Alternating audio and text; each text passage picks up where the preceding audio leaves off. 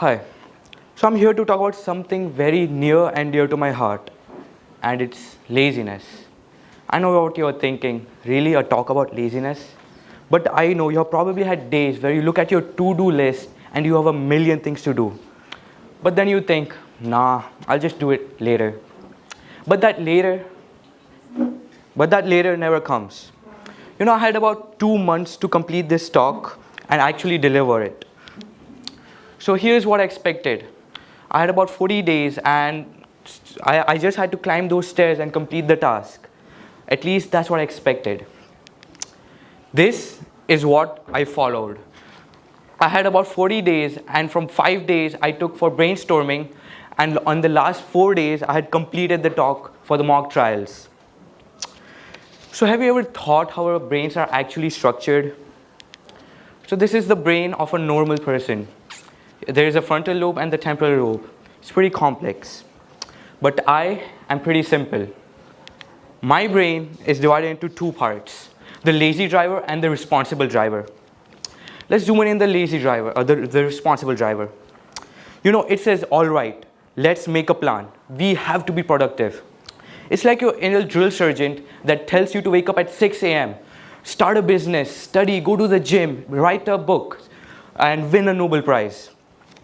This driver knows that deadlines are serious and wants to do everything and anything that's productive. But then enter the lazy brain. It does anything but work and wants to do anything that's fun. He says, you have worked hard today. Maybe you deserve a small break. It convinces you to the couch, some snacks, and just one more Netflix episode. It has its own mantra. Why do today what you can definitely do tomorrow? Pretty simple, right? Do what's fun. But here's the kicker. The magic of lazy brain is procrastination. It's not just avoiding work, it's a coping mechanism. Our brains associate certain tasks with stress, anxiety, fear of failure, and fear of not doing things that are perfect. So we avoid doing this stuff because we don't want those negative feelings. Who wants anxiety, stress, and fear of failure? That's why we just scroll through Instagram, because we get that shot of dopamine. So why does this all happen? This big part comes down to dopamine, as I told you. Dopamine is a neurotransmitter that plays a role in getting you shots of happiness. So when you're scrolling through reels, you get little shots of happiness, and that shots of happiness is dopamine. Dr. Pierce Steele's research shows that procrastination is linked with high impulsivity and low self-regulation. When you procrastinate, you reward yourself with the shots of happiness for not working. This creates a habit because we want to do whatever is fun. When we do whatever is fun, we get the shots of dopamine and we repeat that cycle. But the thing is, the deadline monster appears. This deadline monster grows as the deadlines pile up.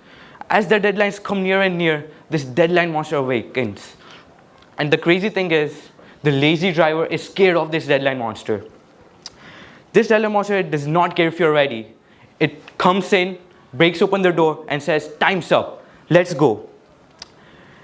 And then the lazy driver runs away, and the responsible driver gets in the hands. And he's driving the brain, making us do work. But that does not last long. Here's the thing, laziness is a cycle. You procrastinate, delay, and we are just about to start again. You delay again. This cycle continues, goes on, and goes on. And when you think you're doing work, you're just surviving. So laziness isn't just cognitive, it's emotional too. It feels good to take a break. Going to Instagram reels, watching funny YouTube videos. So procrastination is not something that we do occasionally.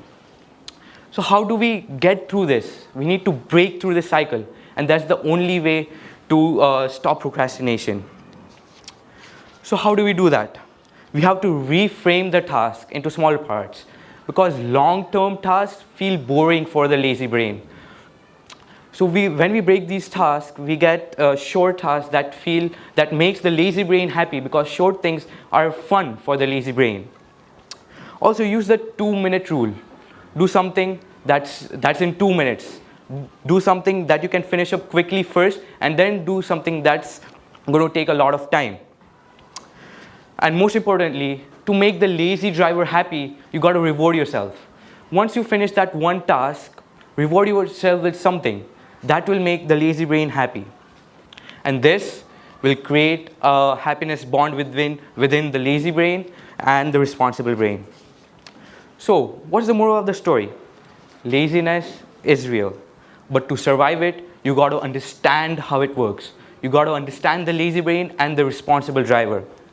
You got to embrace the chaos. You're not alone. We all are in the same struggle. Remember, you just have to make these two come together and work together. And don't let that lazy brain take over, because it's going to be chaos. So everything I have been talking about, the lazy brain and the responsible driver, they're actual parts of the brain.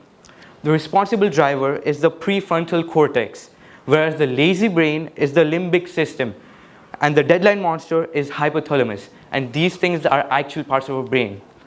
So stop procrastinating. It's no good. Thank you.